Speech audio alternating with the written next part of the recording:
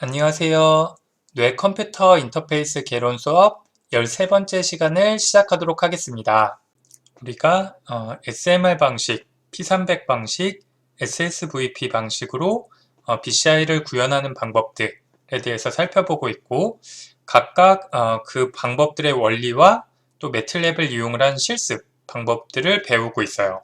그래서 우리가 지난 시간에는 SSVP 기반으로 해서 우리가 BCI를 구현하기 위한 그 원리와 어떤 방법들로 구현할 수 있는지 또 어떤 연구들이 되어지고 있는지 뭐 이런 것들을 살펴보았습니다. 네, 오늘은 이제 이 SSVP를 매틀랩 기반으로 해서 같이 분석도 해보고 구현하는 것도 해보려고 해요. 그래서 기존에 했던 것과 좀 많이 겹치는 부분들이 제법 있는데요. 그래서 먼저 분석을 하기 위해서 먼저 데이터를 읽어오고 그리고 이 데이터를 프리프로세싱 해서 잡음을 제거를 해주고 그리고 이벤트를 기준으로 해서 에포킹을 해주고 이걸 기준으로 오늘은 이제 파워 스펙트럼 분석을 해볼 거고 그 다음에 이제 FTF 어널리시스라고 해서 제가 제안했던 방법으로 분석을 해보는 거를 같이 한번 해보려고 합니다. 그리고 따로 오늘은 두 가지 방법을 사용을 해서 SSVP를 구현을 해보려고 하는데요. 그 중에서 이제 첫 번째 방법은 트레이닝 과정을 따로 거치지 않고 바로 테스트 과정을 거쳐서 바로 예측을 하도록 하는 방법을 사용을 해볼 거고 그래서 이렇게 그 프리프로세싱하고 이 이벤트를 구해주는 부분까지는 동일하고 이렇게 해서 이제 차례대로 에포킹을 한 다음에 처음 사용을 할 방법은 CCA라는 방법을 이용을 해서 이 각각의 신호들 예를 들어서 각 하나의 트라이얼에서 내가 요만큼의 이지 채널을 사용을 하려고 한다. 그럼 그 채널과 우리가 파워 스펙트럼 분석을 해서 이 그 주파수가 어느 대역인지를 찾아내고 그 주파수 대역에 해당하는 신호들을 만들어내서 이 신호와 이 신호가 얼마나 유사한지를 따져주는 CCA 방법을 이용을 해서 코릴레이션 코에피션트를 구해주고 이 값이 맥스를 갚는 주파수 대역을 찾아줘서 이 피험자가 어떤 자극을 받는지를 예측을 해주는 이런 방법 그래서 CCA를 기반으로 한 프레딕션 방법에 대해서 같이 한번 실습을 해볼 거고요. 그래서 이 방법은 따로 트레이닝이 필요하지 않은 방법이고 두 번째 방법은 이제 따로 이제 우리가 앞에서 분석을 했기 때문에 분석은 따로 하지 않고 두 번째 쓰는 방법은 우리가 CNN을 이용을 해서 먼저는 트레이닝을 하고 두 번째 단계에서는 테스트 과정을 거쳐서 예측을 하는 것을 해보려고 해요.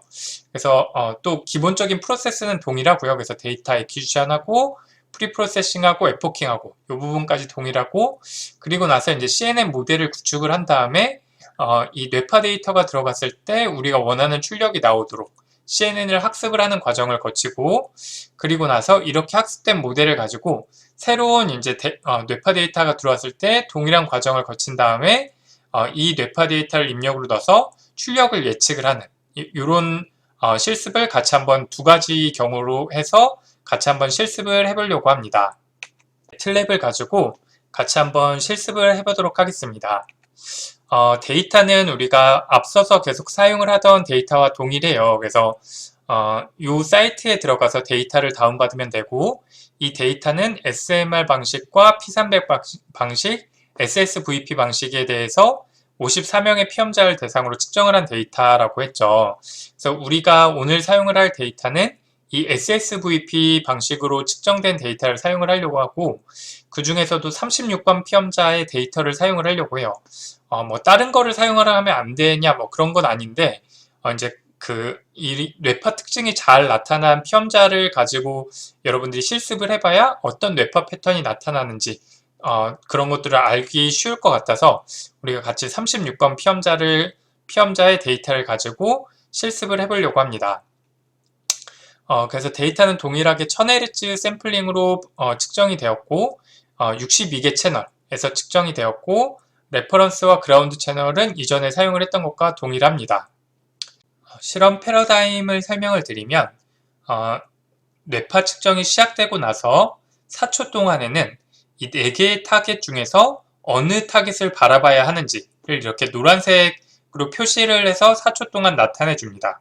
그리고 나서 이제 자극이 시작되게 되면 각각별로 이제 위에 있는 쪽은 12Hz로, 여기는 6.67Hz, 여기는 5.45Hz, 여기는 8.57Hz로 서로 다른 주파수로 깜빡이게 되고, 그러면 이제 피험자는 이렇게 타겟이 어딘지를 봤던 걸 가지고 이 타겟에 집중을 해서 쳐다보면 됩니다. 그래서 이 구간이 이제 4초 동안 주어지게 되고, 그 다음에 다시 2초 동안은 휴식 시간이 주어지게 되고, 다시 이제 타겟이 주어지는 시간이 4초 주어지고, 그 다음에 다시 또 그 타겟을 바라보는 이런 것들을 계속 반복을 하게 되고, 그래서 타겟이 총 4가지가 있는 거예요. 클래스가 이렇게 주파수별로 위, 아래, 왼쪽, 오른쪽 이렇게 4개의 타겟이 있고, 그래서 4개의 클래스가 있고, 각각의 클래스에 대해서 25개의 트라이얼씩을 측정을 했어요. 그래서 총 100개의 트라이얼을 측정을 했고, 그래서 이 100개 트라이얼은 트레이닝 데이터로 100개, 그 다음에 테스트 데이터로 100개가 측정이 된 거예요. 그래서 우리가 이 100개 트라이얼을 가지고 CNN 모델을 학습을 시키고, 또 100개 트라이얼을 가지고 테스트를 하는 걸 해볼 거고, 먼저는 데이터 분석을 하기에 앞서서 SSVP 자극을 우리가 매틀랩으로 만든다면 어떻게 이 코드로 만들 수 있는지를 같이 한번 살펴보려고 합니다. 네, SSVP 자극을 만드는 방법이 여러 가지가 있을 텐데요. 저는 맨 처음에는 이제 서브 플랫을 이용을 해서 이 각각의 위치에 하나씩 그림을 그려주려고 했었는데, 그렇게 하니까 이 그림을 그리는데 시간이 너무 오래 걸려서 시각 자극이 제대로 표시가 안 되는 문제가 발생을 하더라고요. 그래서 저는 어떻게 했냐면 하나의 이미지에 여기에다가 각각의 그림을 그린 요 하나의 이미지를 생성을 하고 그 그림을 계속 그려주도록 60초마다 이 제 모니터는 그 주사율이 60Hz여서 1초에 60번 화면이 이제 바뀌게 되는데, 그래서 60분의 1초마다 이 달라진 화면이 그려지도록 요 하나의 이미지를 그려줬어요. 그래서 그런 방식으로 저는 구현을 했고, 그래서 이걸 이번에도 이제 함수화해서 제가 이제 코드를 공유를 하려고 하는데, 거기에다가 이런 식으로 내가 자극을 몇 헤르츠로 사용을 할지, 그리고 각각에 대해서 위치는 어느 곳에 그림을 그릴지를 이렇게 넣어주면 해당하는 위치에 시각 자극이 제시가 되도록, 해당하는 주파수로 시각 자극이 제시가 되도록 했고, 예시는 지금 4개가 그려지도록 했지만 주파수를 5개 써주고 위치를 5개 써주면 5개의 그림이 그려지고, 3개를 써주고 3개 써주고 해서 실행을 하면 3개가 그려지도록 이렇게 코드를 작성을 해놨어요. 그래서 여러분이 임의의 주파수를 임의의 개수로 임의의 위치에 이제 시각 자극을 그릴 수 있도록 그렇게 코드를 작성을 해놨고, 지금 여기서 스팀 헤르츠가 이제 시각 자극 주파수이고, 스팀 포스가 이제 포지션 약자로 쓴 거여서 이게 이제 0에서 1 사이의 값으로 먼저는 X축 값, 그 다음 Y축 값이에요. 그래서 X축 시작값이 어딘지, Y축 시작값이 어딘지를 나타내 주는 거고, X축은 이쪽에서부터 이 거리가 여기를 1이라고 했을 때 여기가 얼마나 떨어져 있는지, 그래서 0.4만큼 떨어져 있고, Y축은 여기가 0.1만큼 떨어져 있다. 이렇게 해서 이제 여기에 그림을 그려라. 이런 식으로 해서 이제 4개를 그려지게 해놓은 거고, 그 다음에 이제 이 넓이와 높이를 각각 0.2로 했다는 건 이 길이를 1로 봤을 때 이 넓이를 0.2, 높이를 0.2로 해라 라는 거고, 내 컴퓨터에 주사율이 몇 헤르츠인지를 리프레시 레이트를 적어주게끔 이렇게 했고, 레졸루션은 이게 화면에 그려질 때 그 넓이와 높이가 각각 800, 800으로 그려지도록 이렇게 해준 거예요. 그리고 나서 이 각각의 그럼 이 시각 자극이 계속 변화가 생겨야 되는데, 그래서 우리가 이 패턴과 이 패턴이 계속 반복하도록 해줬어요. 그래서 그거를 예를 들어서 이 첫 번째에는 이제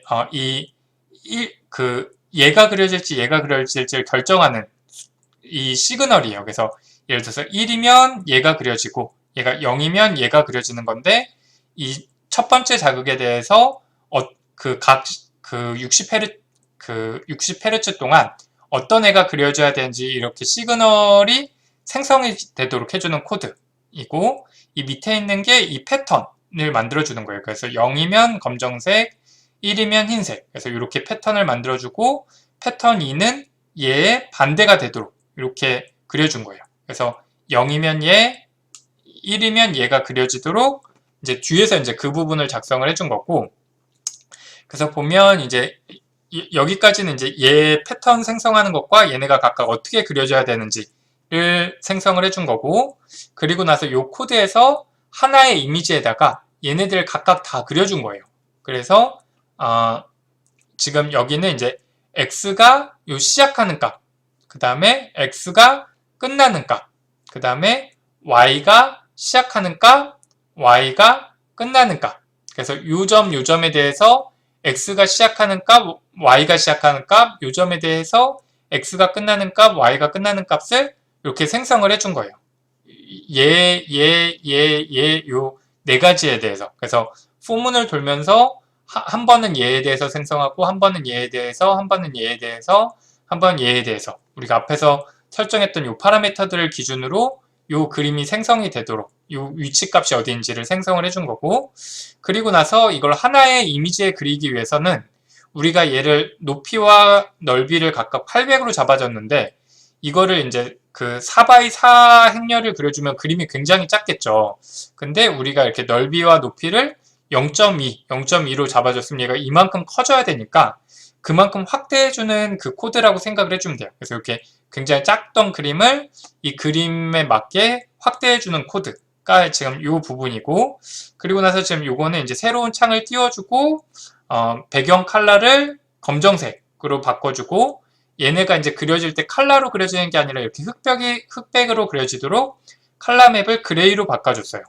그 다음에 이제 t라는 변수가 이제 그 1초에 60번을 세도록 하는 그 변수예요. 그래서 1초 중에 지금이 60분의 몇 초인지를 카운트해주는 시간을 맨 처음에 1로 초기화를 해주고, 그리고 나서 계속 while문을 돌면서 t가 계속 1씩 증가하다가 얘가 60번이 되면 1초가 지나서 다시 1로 초기화가 되도록 이렇게 코드를 작성을 해줬고, 그 다음에 이제 이 코드를 살펴보면 우리가 이제 아까 이 sig라는 값이 이렇게 1을 그릴지 2를 그릴지를 결정하는 값이라고 했잖아요. 그래서 얘가 포문을 돌면서 이 4개에 대해서 각각 얘네를 그려주는 거예요. 시간별로. 그래서 이 t가 1일 때는 얘가 그려지는 거고, 2일 때는 얘가 그려지고, 3일 땐 얘, 4일 땐 얘, 5일 땐 이렇게 쭉 그려지는 거고, 이 sig라는 값은 1부터 60까지의 값이 있어요. 그래서 1초 동안에 60분의 1초일 땐 얘, 60분의 2초일 땐 얘, 이런 식으로 차례대로 그려지게끔 되는 거고, 그래서 t가 뭐 예를 들어서 뭐 6이었다. 그럼 요 애가 그려지는 건데, 그럼 포문을 돌면서 얘는 몇 번을 도는 거냐면, 이 시각 자극이 4개가 그려져야 되면 이 포문이 4번을 도는 거예요. 포문이 4번을 도는 거고, 그리고 나서 이 sig에 들어있는 얘 행과 열을 따져줘서 이 값이 만약에 0이면 요런 애를 그려주고, 요런 애를 그려주고, 1이면 요런 애를 그려주도록 이 패턴이 요 stem이라는 변수에 들어가게끔 해준 거예요. 그래서 이 stem이라는 변수에는 이 시간에 따라서 각 이 위아래 좌우에 따라서 어떤 패턴이 그려져야 되는지가 stem이라는 변수에 들어가 있고, 그래서 이미지 sc라는 명령어가 이제 이 행렬 값을 그림으로 색으로 나타내주는 명령어인데, 얘를 이용을 해서 이제 화면에 이렇게 그려지게끔 해준 거예요. 그 다음에 얘는 x축, y축에 이제 값들이 표시가 되는 거를 지워주기 위해서 사용을 한 거고, 이게 그냥 빨리 돌면 이제 그림 그려지는 게 안 보여져서 draw now라는 명령어를 이용을 해서 그림이 이때 그려지게끔 해준 거고, 그리고 이제 여기서부터 여기까지 이 프로그램이 도는데 얼마나 시간이 걸리나를 측정을 해서 이 리프레시 레이트분의 1, 60분의 1초에서 이 딜레이 시간만큼을 빼준 다음에 포즈, 기다려줘라. 그래서 얘가 60분의 1초마다 그림이 그려지게끔 이렇게 코드를 작성을 해준 거예요. 그래서 이걸 제가 함수로 공유를 해놓을 텐데, 함수에다가 요 값 두 개를 이제 입력으로 넣어주면 돼요. 그러면 그거에 따라서 자동으로 이런 화면이 그려지게 될 거예요. 근데 이제 제 컴퓨터도 사양이 그래도 괜찮은 편인데도 이게 조금씩 딜레이가 생기더라고요. 그래서 이게 아무래도 매틀랩이 인터프리티드 랭귀지이다 보니까 이게 실행하는데 좀 시간이 걸려요. 그래서 이게 좀 타이밍이 안 맞을 수 있다 라는 거는 조금 고려해주면 좋겠고, 그래서 이거는 좀 매틀랩의 한계일 것 같아요. 그래서 여러분들이 만약에 SSVP 자극을 조금 더 정밀하게 주고 싶다면 C 언어로 구현을 하거나, 아니면 저도 아직 해보진 않았는데 이거를 이제 그 C 라이브러리로 변경을 한 다음에 이걸 다시 임포트를 해서 사용을 하면 조금 더 시간이 빠르지 않을까 싶긴 해요. 그래서 여러분들이 이제 여러분들 컴퓨터에서 이걸 돌렸을 때 좀 그 딜레이 때문에 잘 안 된다라고 하면 C로 구현을 해보는 걸 추천을 합니다. 네, 다음으로는 CCA 기반으로 해서 SSVP 방식을 구현을 하는 것을 같이 한번 해보도록 하겠습니다. 앞서 잠깐 설명을 했던 것처럼 먼저는 이제 데이터 분석을 할 거고, CCA 방식으로 구현을 할 때는 트레이닝 과정은 거치지 않고 바로 이제 테스트, 프레딕션을 하는 과정을 거치려고 합니다. 그래서 이제 먼저 데이터 분석하는 과정부터 살펴보면 우리가 앞에서 했던 예제들과 어느 정도 좀 비슷한 프로세스들을 많이 거쳐요. 그래서 그런 부분들은 좀 간단히 설명하고 넘어가도록 할게요. 그래서 먼저 데이터를 다운받은 폴더를 이제 셋 패스를 해주고 나서 그 다음에 이제 파라미터들, 각종 파라미터들을 초기화를 해주고 그리고 나서 이제 데이터 36건 피험자에 대한 데이터를 읽어오고, 그 중에서 트레이닝 데이터 .x가 이제 EEG 데이터였죠. 그래서 그 데이터를 읽어와서 EEG라는 변수에 넣어줬고, CAR이라는 프로세스를 거쳐서 이제 잡음 제거를 해줬고, 그 다음에 이벤트를 추출을 해줬어요. 그래서 train.ydec이라는 ydc에다가 여기에 이제 그 클래스가 몇인지라는 값이 들어있었는데, 그래서 그 클래스별로 이벤트를 모아줘서 그 이벤트 시점별로 이제 에퍼킹을 해서 그 값이 e 언더바 EEG의 클래스별로, 요 셀 타입으로 셀별로 이제 클래스가 저장이 되도록, 클래스별 EEG가 저장이 되도록 이제 코딩을 해주었고, 그래서 여기까지는 이제 그 전까지 했던 것과 프로세스가 동일하고,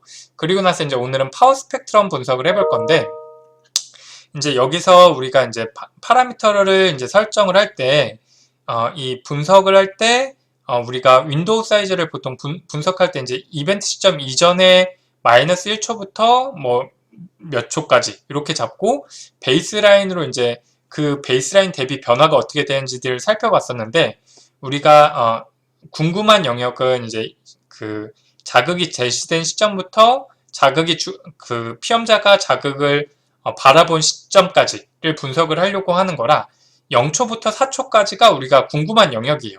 그래서 그 구간을 이렇게 새로운 변수로 저장을 해줬고, 그 구간을 이제 그 계산해주는 과정이 우리가 에포킹한 데이터에서, 지금 여기는 마이너스 1초부터 4초까지의 데이터가 들어있는데, 그 0초부터 4초까지의 데이터를 추출하기 위해서 그 구간을 추출해주기 위한 변수이고, 그리고 나서 여기는 이제 EEG의 길이가 얼마나 되는지를 저장하기 위한 변수고, 그리고 지금 이 FR은 이렇게 그 주파수의 별 이렇게 파워 스펙트럼을 그렸을 때 이 주파수 값을 나타내기 위한 변수이고, 그 다음에 이제 전체 클래스에 대해서 네 가지, 요 하나 둘 셋 넷, 요 네 가지 자극에 대해서 이제 포문이 도는 거고, 안에 있는 포문은 트라이얼별로 이제 포문을 도는 거고, 그래서 각 트라이얼별로 이 EEG 신호를 그 파워 스펙트럼을 구해준 거예요. 그럼 어떻게 구하냐면, 여기 지금 얘가 지금 에포킹이 되어 있는 EEG 신호이고, 그래서 얘는 채널 그 다음에 얘가 타임 구간 트라이얼로 되어 있는데, 채널은 전체를 다 선택을 해준 거고, 타임은 요 구간 0에서 1초 사이 시간을 선택을 해준 거고, 트라이얼은 1개. 그래서 지금 얘가 행렬로 되어 있는 거예요. 그래서 이 행렬을 이 FFT라는 함수가 이 시그널에 대한 퓨리에 트랜스폼을 패스트 퓨리에 트랜스폼을 구해주는 함수인데, 얘가 그 입력으로 들어오는 값이 행렬일 때는 열별로 이 계산을 해주는 애라, 얘를 이렇게 트랜스포즈를 해줘서 행이 타임 포인트가 되고 열이 채널이 되도록 이렇게 바꿔준 거예요. 트랜스포즈 그 행과 열을 바꿔줘서. 그래서 이제 이렇게 FFT 계산을 해준 다음에 우리는 그 중에서 이제 그 절대값만 보면 돼요. 그래서 이 ABS라는 게 앱솔루트 함수인데, 그래서 얘 절대값을 구해주고, 그렇게 되면 얘가 그 샘플링 주파수와 곱하기 그 시그널의 초만큼의 이제 x 값이 나오고 그게 이제 우리가 구할 수 있는 주파수의 2배만큼 나오거든요.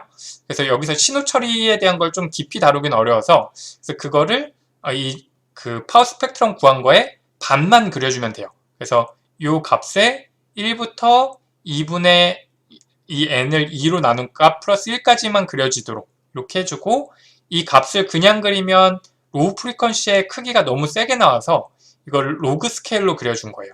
그래서 우리가 EEG 신호를 FFT 한 다음에 그거의 절대값을 구하고 그거의 반만 그려지도록 이렇게 해주고 주파수에 대해서 반만 그려지도록 해주고 그거를 이제 우리가 로그 스케일로 바꿔준 게 PS라는 변수의 클래스별로 그 다음에 이제 트라이얼별로 저장이 되게끔 해준 거예요. 그리고 나서 얘를 이제 그럼 어떻게 나왔나 한번 그림을 그려볼 건데 이거를 각각 그리면 좀 잘 구분이 안 돼서 이 트라이얼에 대해서 평균을 구한 다음에 그걸 그려준 거예요. 그래서 첫 번째 클래스에 대해서는 빨간색으로, 두 번째 클래스는 그린으로, 세 번째는 블루, 네 번째는 검정색으로 그려지도록 이렇게 해준 거예요. 그래서 이렇게 그려보면 지금 이런 식으로 그림이 그려지고 그럼 원래는 지금 X축이 훨씬 더 길게 나와야 되는데 그러면 이게 너무 몰려서 그림이 잘 안 보여요. 그래서 X축을 0에서부터 30까지만 그려줘라. 이렇게 이제 제안을 해준 거예요.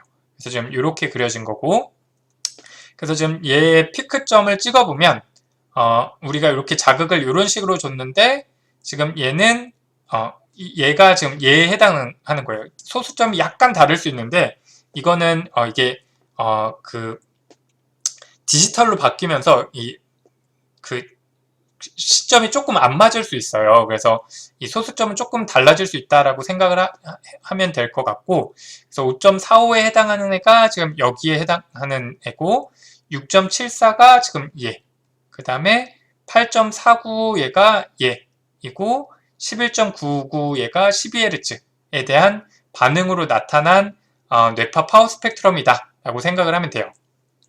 그리고 지금 여기 보면 이제 얘네 말고도 옆에 더 있죠. 그래서 검정색 애들이 여기도 있고 여기도 있고 여기도 있고 여기도 피크가 있죠. 그래서 지금 이런 애들이 하모닉 성분이에요. 얘의 배수들. 그래서 얘의 배수인 한 11Hz 여기는 뭐 한 16Hz 이런 애들이 다 하모닉 성분인 거고 마찬가지로 초록색이나 빨간색이나 뭐 파란색 애들도 다 하모닉 성분이 있죠. 그래서 얘도 여기 하모닉 성분, 하모닉 성분, 하모닉 성분. 초록색에도 하모닉 성분, 하모닉 성분. 물론 뒤에도 이제 계속 더 있어요. 그리고 빨간색에도 여기 하모닉 성분, 또 뒤에 또 하모닉 성분이 계속 있을 거예요. 그래서 이런 식으로 하모닉 성분이 발생을 하게 된다.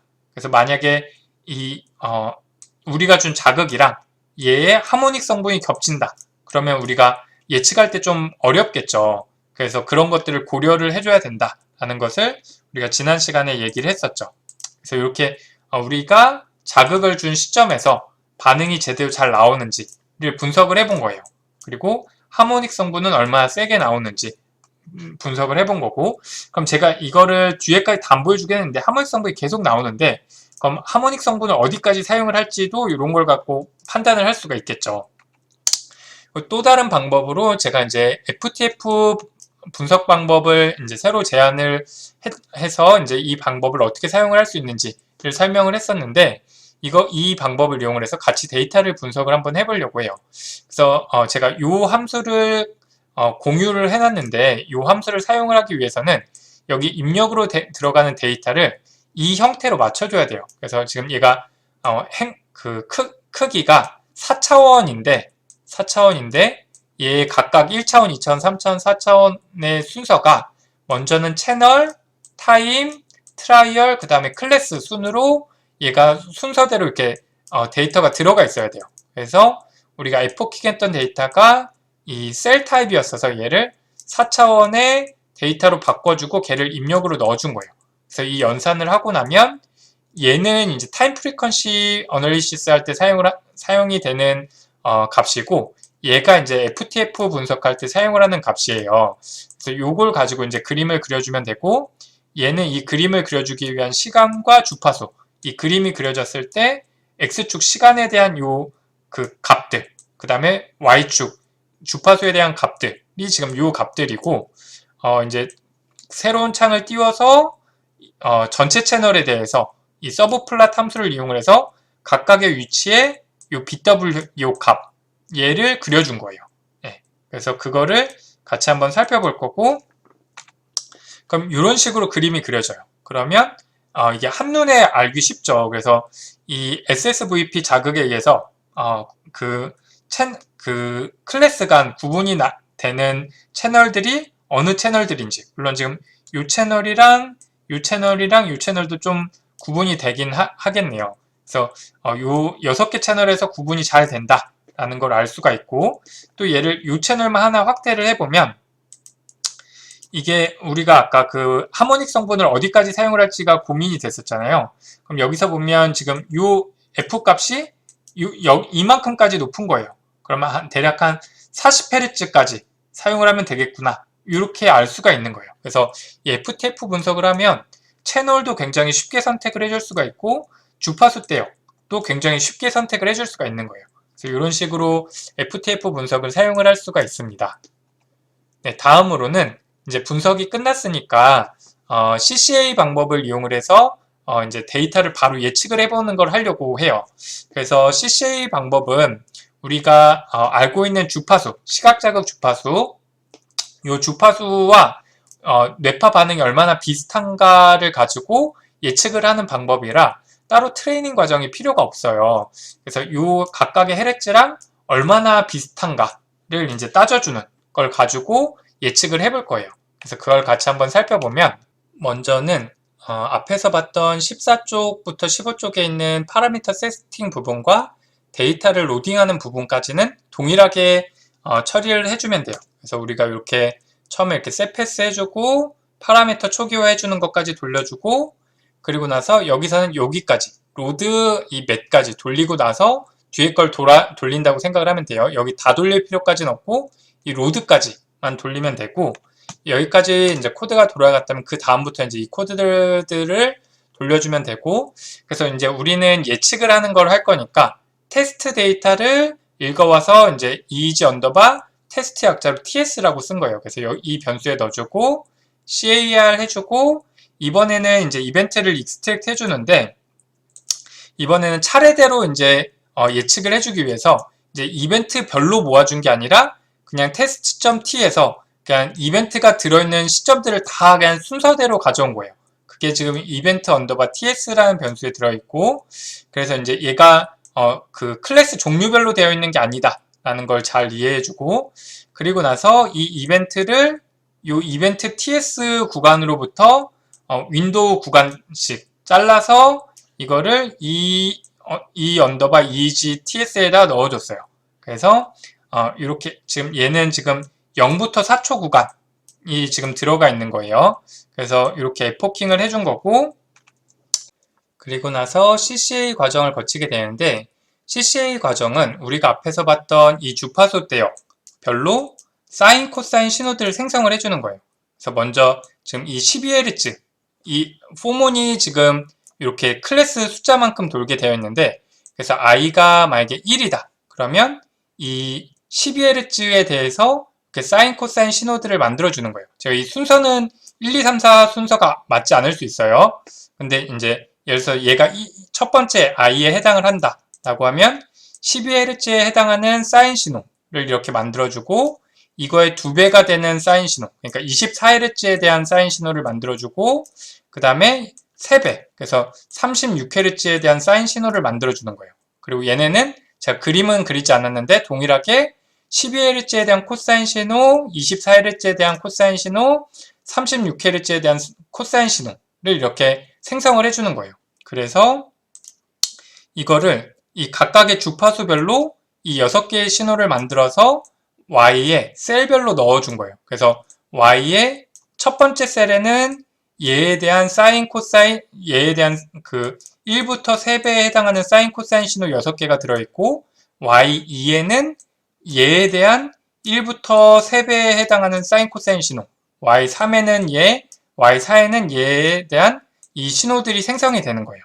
그래서 우리가 뭐를 하려고 하는 거냐면 얘가 시각 자극으로 사용이 됐던 주파수들인데 얘에 해당하는 사인, 코사인 신호들과 그거의 하모닉 성분들을 생성을 해준 거고, 그래서 시각 자극을 얘를 봤을 때는 이 신호들과 코릴레이션이 제일 높을 테니까, 또는 뭐 이런 시각 자극을 봤다면 이 4개 중에서 얘에 대한 신호들과 뇌파와 코릴레이션이 높을 테니까 그걸 찾아주려고 하는 거예요.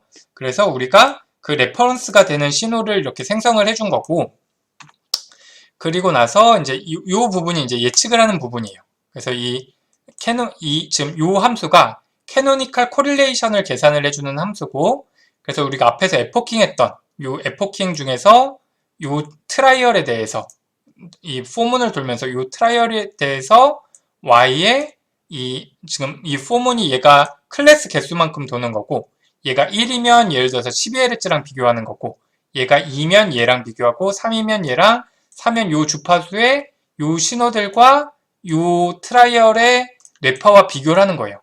그 중에서 채널은 전체를 다 사용을 한 건 아니고, 제가 여기서 그 분석한 걸 토대로 채널을 3개만 선택을 해줬어요. 물론 6개 썼어도 됐는데 그냥 3개만 사용을 했어요. 29부터 31번 채널을 요 3개 채널을 써준 거예요. 지금 물론 얘네들도 반응이 나타나긴 하지만 얘네가 그냥 세게 나타나서 아마 얘네까지 써도 이 정확도는 비슷할 것 같아요. 조금 더 향상이 되거나.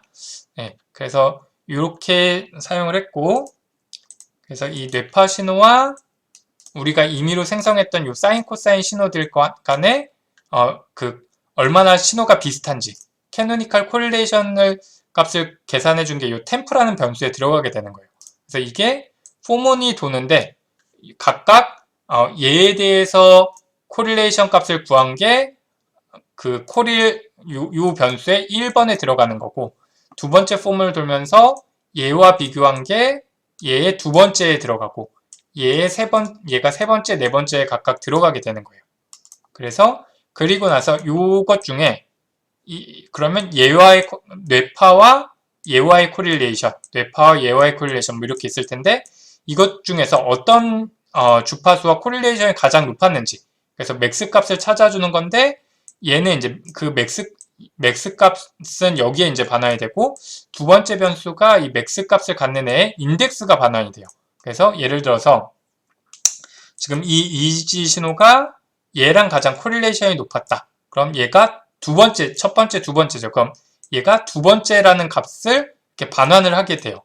그래서 지금 프레드라는 애는 몇 번째 애와 가장 코릴레이션이 높았는지가 들어가게 되는 거고, 그게 이제 포문을 돌면서 그 각 트라이얼별로 이제 어디가 제일 높았는지가 저장이 되게 되는 거예요. 그럼 이 프레드라는 이 변수에 얘를 이제 그 매틀랩으로 확인을 해보면 이런 식으로 첫 번째 트라이얼에서는 4번과 가장 코릴레이션이 높았다. 두 번째 트라이얼은 2번 헤르츠와 가장 높았다. 뭐 이런 식으로 각 트라이얼별로 어느 타겟이 가장 코릴레이션이 높았는지가 예측이 되게 되는 거예요. 그래서 예측한 값이 프레드라는 변수에 들어있고, 그 다음에 실제로 타겟이 뭐였는지가 test.ydec에 들어있죠. 그래서 요거는 이제 두 개가 같냐를 따져주는 거여서 얘와 얘가 같으면 1이 되고 다르면 0이 되거든요. 그럼 맞으면 1이 되고 다르면 0이 되는 거예요. 그래서 그거에 대한 평균이 이제 에큐러시가 되는 거죠.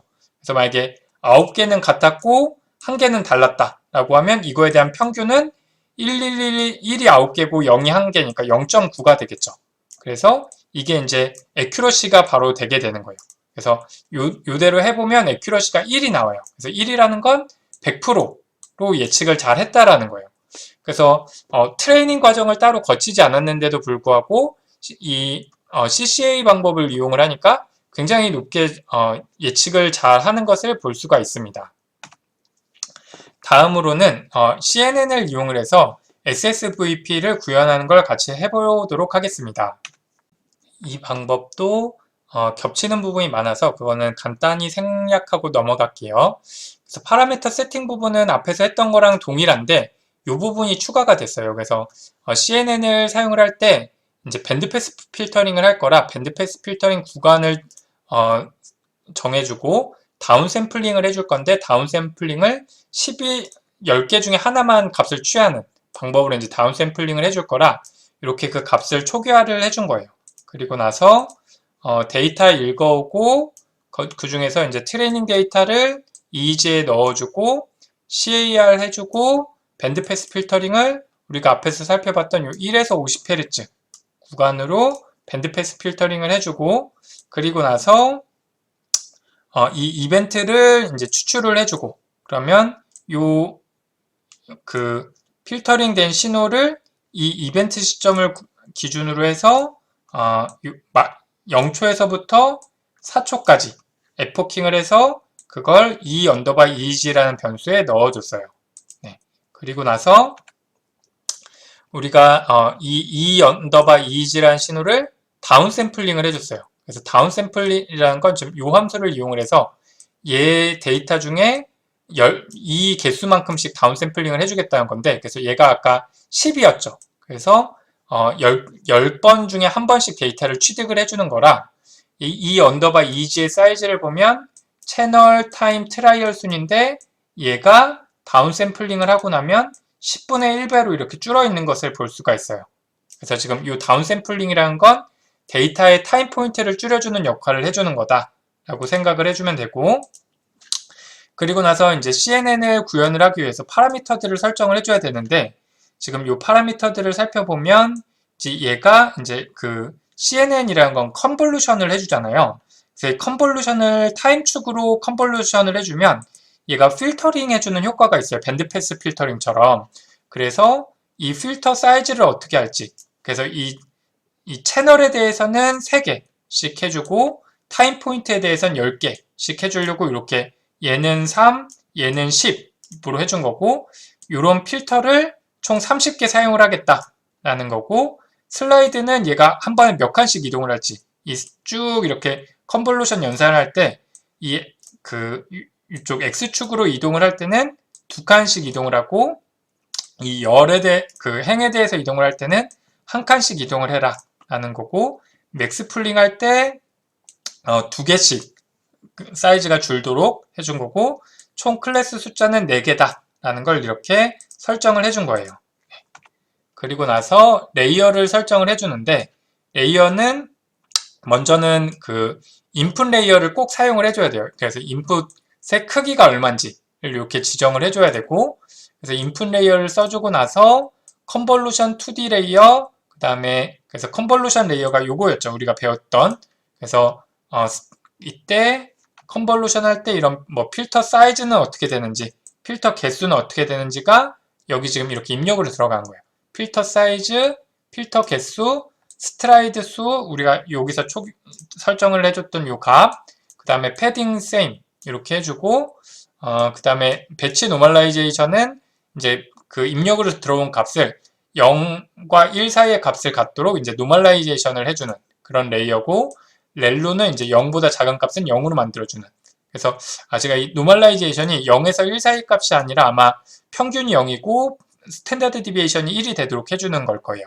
그리고 나서 0보다 작은 거는 이제 렐루로 사라지게 해주는 거고 그 다음에 맥스 풀링 큰 값만 취해주는 거 큰 값으로 취해주는 거 그리고 나서 다시 컨볼루션 배치 렐루 맥스 이걸 또 반복을 해준 거예요. 또 다시 컨볼루션 배치 렐루 여기까지 반복을 해주고 그리고 나서 풀리 커넥티드 레이어 요거 그리고 나서 소프트 맥스 그 다음에 클래시피케이션 레이어를 이렇게 써주면 이제 얘가 이제 CNN 구조를 갖게 되는 거예요. 그래서 이런 이름들이나 이런 옵션들은 우리가 사용하는 랭귀지마다 조금씩 달라요. 뭐 파이썬을 사용을 하느냐, 매틀랩을 사용을 하느냐, 뭐 이런 거에 따라서 이런 사용법이 좀 달라서 그래서 지금 여기에는 우리가 컨볼루션 레이어라고 했던 게 뭐 렐루나 노멀라이제이션을 따로 이렇게 사용하지 않고 컨볼루션 레이어에서 다 처리했던 걸 이렇게 따로따로 적어주기도 하고 또는 이런 게 합쳐져 있을 수도 있고 그래서 이런 거는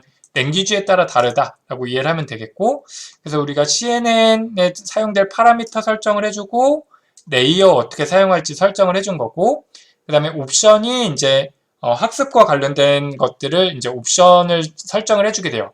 이게 사실 중요한데 여기서 깊이 다루긴 좀 어려워요. 그래서 그 옵티마이즈를 해주는 방법이 또 여러 개가 있는데 그 중에서 스토캐스틱 그레디언트 디센트 방법을 사용을 하겠다라는 거고 처음에 이제 러닝 레이트는 0.01로 하겠다.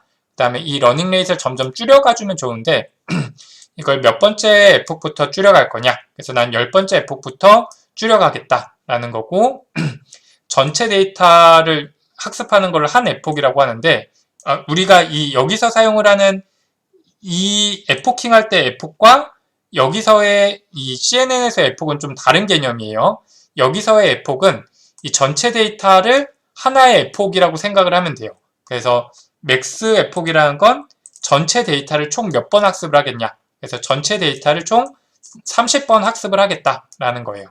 그리고 미니 배치라는 건 하나의 전체 데이터를 한 에폭이라고 한다고 했는데 이 중에서 일부만을 학습에 사용을 하는 거예요. 그래서 전체가 아니라 이 중에서 10개의 트라이얼만 학습에 사용을 하고 또 그 다음에 에폭을 돌 때는 또 10개, 10개, 10개 사용을 해서 이 전체가 다 학습에 사용이 되면 한 에폭이 되는 거예요. 그래서 이런 식으로 파라미터를 설정을 해준 거고 이 에폭을 돌릴 때마다 데이터를 한 번씩 셔플 해주겠다라는 거고 그 다음에 이제 트레이닝 할 때 그 프로세스를 그림을 그려주겠다라는 거예요. 그리고 나서 이때 이제 우리가 이렇게 설정을 해준 이런 레이어들과 옵션을 가지고 CNN을 학습을 할 건데 이때 이 입력이 들어갈 때 이 출력이 나오도록 이 CNN을 학습을 시켜줘라 라는 거고 그럼 이때 입력으로 들어가는 애들을 이 CNN이 원하는 구조대로 맞춰줘야 돼요. 그래서 우리가 가지고 있던 다운샘플링 된 데이터와 이 채널 그 각각의 트라이얼별로 이게 어떤 클래스에 해당하는지를 이렇게 X, Y 형태로 바꿔준 거고 그래서 X를 사이즈를 살펴보면 채널, 타임 포인트, 그 다음에 1은 이게 그 CNN 같은 경우에 칼라 이미지면 얘가 3이 되고 흑백 이미지면 1인데 우리는 그래서 얘는 타임 시리즈라 1로 해준 거고 트라이얼이 100이 있는 거고 그거에 대한 Y 값은 트라이얼 값, 1이 되도록 이 형태로 이제 입력을 넣어줘야 되는 거예요. 그래서 이렇게 트레이닝 과정을 거치게 되면 얘가 이 입력이 들어갔을 때 이 출력이 나오도록 CNN 모델을 이런 식으로 학습을 해서 그 모델을 반환을 해주게 되고 그 값이 이제 net이라는 변수에 들어가게 되는 거예요. 그래서 그러면 우리가 다시 새로운 이제 여기부터 이제 테스트 프로세스고 얘는 이제 새로운 데이터가 들어왔다고 생각을 하고 테스트 데이터를 이직 변수에 넣어주고 CAR 해주고 밴드패스 필터링 동일하게 해주고 이벤트 익스트랙션 해주고 그리고 나서 이벤트를 기준으로 에포킹을 해주고 다운샘플링 해주고 그래서 이 프로세스는 우리가 트레이닝 때 해줬던 이 프로세스와 동일한 프로세스인 거예요. 그래서 동일하게 프리 프로세싱을 거치고 나서 X 데이터와 Y 데이터를 이렇게 만들어주고 Y 데이터는 사실 우리가 예측을 할 때 사용을 하는 건 아니고 그래서 요 새로운 입력 데이터와 우리가 앞에서 학습을 통해서 만들어진 CNN 값을 이렇게 넣어주고 classify라는 명령어를 그 동작을 시켜주면 요 CNN을 가지고 요 입력에 대한 출력을 예측을 해주게 돼요. 그래서 이렇게 예측을 해주면 그럼 얘도 이제 아까 우리가 봤던 것처럼 뭐 1에서부터 4 사이의 값을 이렇게 쭉 갖게 되는 거예요. 그리고 그 값이 이 실제 y 값, 요 값과 얼마나 같냐. 그래서 요거를 요것도 이렇게 줬는데 이렇게 하지 않고 그냥 민을 써주면 돼요.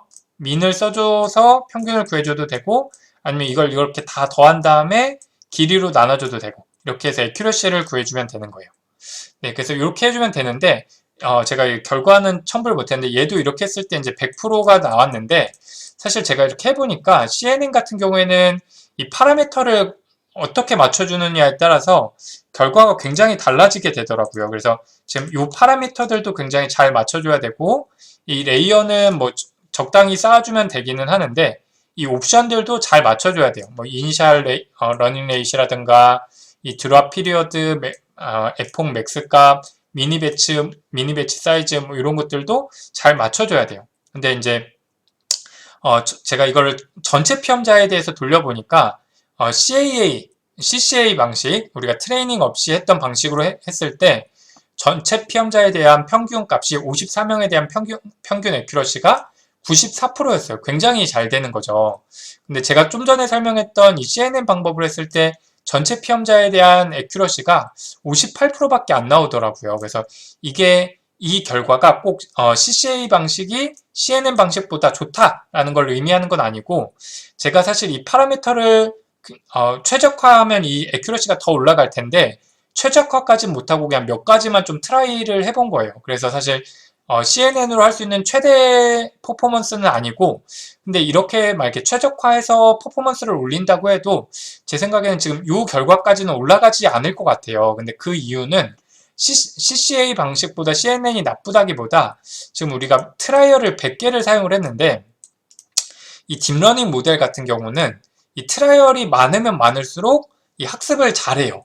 그래서 지금은 트라이얼이 충분하지 않기 때문에 CNN이 CCA 방식보다 좀 성능이 안 나왔던 거고, 트라이얼 수가 굉장히 많다면 사실 CNN이 더 좋은 퍼포먼스를 낼 거예요.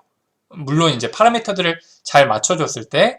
근데 이제 트라이얼이 충분하지 않을 때는 이렇게 딥러닝 방식이 오히려 좀 성능이 더 안 나올 수 있다라는 정도로 알고 있으면 될 것 같고, 그래서 여러분들이 이렇게 트라이얼이 충분하지 않을 때는 이렇게 CNN 딥러닝 방식이 아닌 이런 방식으로 하는 게 사실 퍼포먼스가 더 잘 나올 수 있고, 트라이얼이 충분하다면 여기서 뽑아내지 못한 특징들을 CNN이 추출해낼 수가 있어요. 그래서 데이터가 충분하다면 사실 딥러닝 모델을 쓰는 게 더 좋아요. 파라미터들을 물론 굉장히 잘 맞춰줘야 돼요. 그런 게 좀 쉽지 않을 수 있지만, 그래서 이런 차이가 있다는 걸 살펴보았고, 그 다음에 또 굉장히 여러분들이 좀 놓치지 말아야 될 부분 중에 하나가, 이 BCI를 구현을 할 때 인터 서브젝트 베리언스와 인트라 서브젝트 베리언스가 크다는 게 굉장히 중요해요. 그래서 이게 무슨 말이냐면, 우리가 뇌파 측정 실험을 했을 때 피험자마다 뇌파 반응이 굉장히 다르다는 거예요.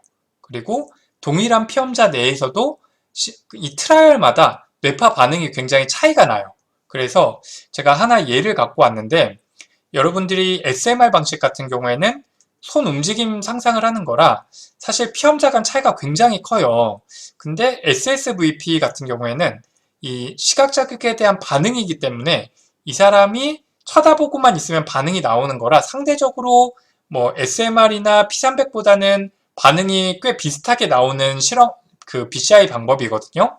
그런데도 불구하고 지금 이게 36번 피험자에 대한 파워 스펙트럼 평균 값이에요. 파워 스펙트럼 값이고, 얘는 47번 피험자에 대한 파워 스펙트럼 값인데, 36번 피험자 같은 경우에는 시각 자극에 대한 반응이 굉장히 잘 나타났죠. 그래서 첫 번째 반응, 두 번째, 세 번째, 네 번째에 대한 반응이 잘 보이고, 그거에 대한 하모닉 성분도 굉장히 잘 보이는데, 47번 피험자 같은 경우에는 이게 어떤 게 시각 자극에 의한 반응인지 구분하기가 굉장히 어렵죠. 이런 식으로 피험자 간 차이가 굉장히 커요. 그리고 동일한 피험자 내에서도 첫 번째 트라이얼, 두 번째 트라이얼 간의 차이가 꽤 크다. 그래서 이런 것들을 고려를 해야 된다라는 거고, 그래서 제가 분석을 할 때 이런 데이터가 아닌 이런 데이터로 분석을 했던 거예요. 그래서 여러분들이 이 그림을 보면 이게 어느 반응이 나타난 건지를 알기가 어렵잖아요. 그래서 이런 거를 보여줬던 거고, 그래서 여러분들이 만약에 실험을 했는데 내 데이터가 애큐러시가 굉장히 안 나온다. 그러면 이 모델이나 파라미터들을 잘못 설정했을 수도 있는데 피험자 문제일 수도 있어요. 예를 들어서 내가 한 명 찍어서 샘플로 데이터를 분석을 해보는데 결과가 굉장히 안 좋다. 그럼 그건 그 서브젝트 문제일 수도 있어서 한두 명 해봐서 좀 잘 안 나온다고 해서 방법을 계속 바꿔보지 말고 그래도 한 3, 4명 정도는 분석을 해봐야 돼요. 그리고 그래서 좀 맨 처음에 이제 어떤 모델 같은 걸 설계를 할 때 이렇게 분석도 하고 이런 모델을 설계를 하려고 할 때 한 명 피험자에 대해서 테스트를 해보고 이런 파라미터들을 최적화시켜서 사용을 하면 전체 피험자에 대해서 당연히 잘 안 나올 수 있어요. 그래서 이렇게 가장 베스트인 경우에 대해서 이렇게 모델을 세워보고 각각의 서브젝트별로 이렇게 최적화해서 사용을 하는 게 좋아요. 그래서 이렇게 서브젝트 간 차이가 크다는 것을 잘 알고 있어야 된다라는 것을 기억하고 있으면 좋겠습니다. 네, 그리고 오늘도 이제 전체 코드에 대한 거 이제 뒤에 그 자료로 이제 덧붙여 놨고요. 이 코드들은 제가 계속 공유를 해줄게요. 그래서 그 코드를 다운받아서 분석을 해보면 좋겠고, 그래서 오늘은 우리가 이제 SSVP 방식에 대해서 두 가지 방식으로 구현을 해봤어요. 하나는 이제 CCA 방식을 이용을 해서 트레이닝 없이 예측을 하는 방법을 해봤고, 또 다른 방법으로는 CNN을 이용을 해서 트레이닝을 하고 테스트를 하는 걸 해봤어요. 그래서 우리가 여기서 알 수 있었던 거는 트레이닝 데이터가 충분하지 않을 때는 딥러닝 모델보다 그냥 일반적인 클래시파이어를 쓰는 게 애큐러시가 더 높을 수 있다. 뭐 반드시 그런 건 아니에요. 그래서 그런 것들을 살펴봤고, 하지만 우리가 이제 데이터가 충분하다면 딥러닝 모델이 더 잘 예측을 할 수 있다. 이 정도로 기억을 하면 좋겠습니다. 네, 이렇게 해서 우리가 SMR, P300, SSVP 이렇게 세 가지 방식에 대해서 이론 방법과 매틀랩으로 실습을 하는 걸 해보았습니다. 네, 오늘 수업은 여기까지 하고 마치도록 하겠습니다. 수업 듣느라 수고 많았습니다. 감사합니다.